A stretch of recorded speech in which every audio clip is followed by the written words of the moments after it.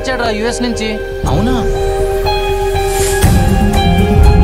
రే రాము, ఎప్పుడొచ్చావురా నువ్వు? రే సీను. రే అలా ఊరు చూసొద్దాంపా.